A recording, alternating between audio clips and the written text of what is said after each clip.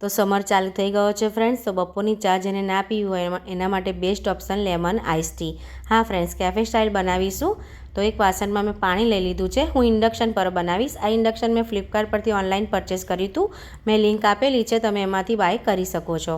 હવે ખાંડ એડ કરી છે, મેં દળેલી ખાંડ એડ કરીશ. તમે આખી પણ કરી શકો છો. તો દળેલી ખાંડ એડ કરવાથી ફટાફટ પાણી આપણું થઈ જાય છે. તો પાણી ઉકળે એટલે આપણે આ રીતે બાઉલમાં ટ્રાન્સફર કરી દઈશું. તો આ ઇન્ડક્શનમાં છે ને ખાવાનું થતાં બિલકુલ વાર નથી લાગતી, ફટાફટ થઈ જાય છે. હવે સેમ વાસણમાં આપણે બીજું પાણી લઈ લીધું 1 ગ્લાસ જેટલું. તમારે જેટલી ક્વોન્ટિટી કરવાની હોય એટલી ક્વોન્ટિટીમાં તમારે પાણી ઓછું વધતું કરવાનું રહેશે. અને સુગર પણ, સુગર તમારે ઓછી લેવી હોય તો ઓછી એડ કરવાની અને વધારે જોઈતી હોય તો વધારે એડ કરવાની. આ રીતે 1 ચમચી મેં વાઘ બકરી ચા એડ કરી છે અને એને પણ ઉકળવા દઈશું. તમે બીજી કોઈ પણ બ્રાન્ડની ચા એડ કરી શકો છો, પણ વાઘ બકરી બેસ્ટમાં બેસ્ટ ચા હોય છે. તો આ રીતે ચા પણ ઉકળી ગઈ છે, તો હું એને પણ ગાળી લઈશ. તો આ વાઘ બકરી ચાનો ટેસ્ટ જ અલગ આવે છે. તો વાઘ બકરી ચા મને બહુ ગમે છે, તો હું એ જ યુઝ કરું છું. તો એને પણ મેં ગાળી લીધી છે. તો બંને આપણું ખાંડનું અને ચાનું પાણી રેડી છે. આપણે આવી રીતે અલગ અલગ જ પાણી એડ કરવાનું છે, એકસાથે ચાનું પાણી એડ નથી બનાવવાનું. હવે આઈસ પણ રેડી છે, ફુદીનો રેડી છે, લેમન રેડી છે.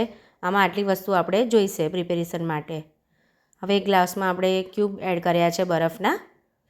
તો આ ચા છે ને બહુ જ ફાઇન લાગે છે, તમે મોર્નિંગમાં પણ બનાવી શકો છો. ફુદીનો એડ કર્યો છે, લેમન એડ કરીશું આ રીતે પીસીસમાં. લીંબુ થોડું એડ કરી દઈશું, અડધું લીંબુ. તો મેં નાનું લીંબુ હતું એટલે અડધું બંનેમાં એડ કર્યું.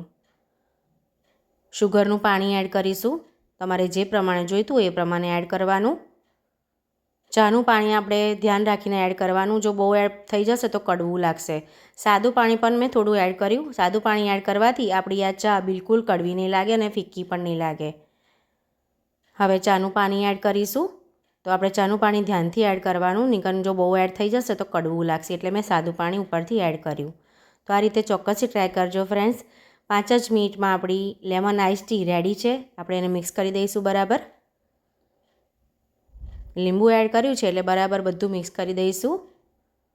તો જો દેખાવમાં કેટલી ફાઇન લાગે છે, પીવામાં તો બહુ જ ફાઇન લાગે છે. તો આ સમરમાં આ લેમન આઈસ ટી ચોક્કસથી ટ્રાય કરજો. મારી રેસિપીઝ ગમતી હોય તો લાઇક, શેર, સબસ્ક્રાઈબ કરજો, સાથે હાઈપ પણ કરી દેજો. અને મેં તમને કીધું એ પ્રમાણે ઇન્ડક્શન કે ચા તમારે લેવી હોય તો મેં લિંકમાં આપેલી છે, તો તેમાંથી તમે ખરીદી શકો છો. એમાં ટચ કરશો એટલે ઓપન થઈ જશે link. Thank you friends, thank you so much.